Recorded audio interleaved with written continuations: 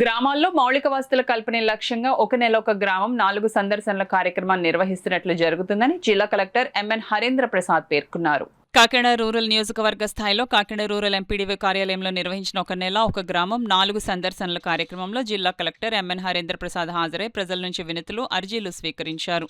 ఈ సందర్భంగా జిల్లా కలెక్టర్ నియోజకవర్గంలోని వివిధ ప్రాంతాల నుంచి వచ్చిన ప్రజల నుంచి అర్జీలను నేరుగా స్వీకరించి వారి సమస్యలను ఓపికగా ఆలకించి వెంటనే పరిష్కరించాలని సంబంధిత అధికారులను ఆదేశించారు. ఈ సందర్భంగా ప్రజా సమస్యల పరిష్కారమే ధ్యేయంగా నిర్వహిస్తున్న ప్రత్యేక గ్రీవెన్స్ వేదిక కార్యక్రమం ద్వారా ప్రజల నుంచి వస్తున్న అర్జీలకు త్వరితగతిన పరిష్కారం అందించాలన్నారు.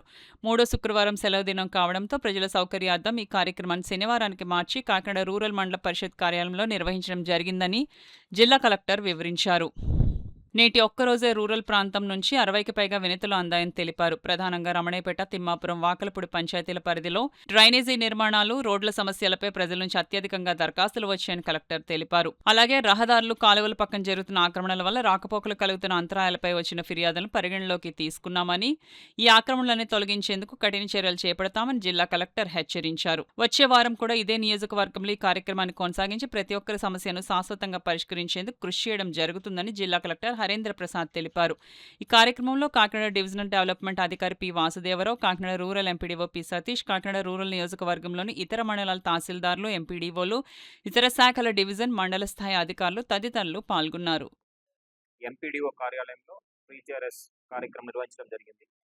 ఈ కార్యక్రమంలో కాకినాడ రూరల్ నియోజకవర్గం సంబంధించిన రూరల్ ప్రాంత సమస్యల గురించి వివిధ దరఖాస్తులు స్వీకరించడం జరిగింది.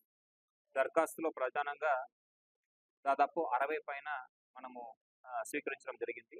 దీంట్లో ప్రధానంగా డ్రైన్స్ మరియు రోడ్ సమస్యలు రమణయ్యపేట, అదేవిధంగా దాని చుట్టుపక్కల గ్రామాల నుంచి రావడం జరిగింది. తిమ్మాపురం లాంటి పంచాయతీ నుంచి, వాకలపూడి పంచాయతీ నుంచి తీసుకోవడం జరిగింది. దీని పట్ల ఒక ప్రణాళిక వేసుకొని ఉన్న అందుబాటులో ఉన్న డబ్బుని సమకూర్చుకొని త్వరలో ఈ సమస్యన్ని కూడా పరిష్కరించే విధంగా చర్యలు తీసుకోవడం జరుగుతుంది. దీంతో పాటు కొన్ని ఎంక్రోచ్మెంట్ మీద కూడా మాకు కంప్లైంట్స్ వచ్చినాయి. రోడ్ మార్జిన్స్లో ఎక్కువ ఎంక్రోచ్మెంట్ జరుగుతున్నాయని, అదేవిధంగా ఈ కాల్వ పక్కన ఎంక్రోచ్మెంట్ జరుగుతున్నాయని కూడా ప్రజలు చెప్పడం జరిగింది. వాటి మీద కూడా ఒక టైం బౌండ్ మేనర్లో చర్యలు చేపట్టి ఈ ఆక్రమణలన్నీ కూడా తొలగించడం జరుగుతుంది సదముగా తెలియజేస్తున్నాం. ఇంతే కాకుండా సచివాలయం సిబ్బంది కూడా అందుబాటులో ఉండే విధంగా ప్రతిరోజు రాష్ట్ర ప్రభుత్వం ఇచ్చిన ఆదేశాల మేరకు 2 గంటల నుంచి 5 గంటలు అన్ని సచివాలయ సిబ్బంది ఏదైతే స్వర్ణగ్రామ వార్డు కార్యాలయ సిబ్బంది ఉన్నారో వారందరూ కూడా అందుబాటులో ఉండే విధంగా ఆదేశాలు ఇవ్వడం జరుగుతుంది.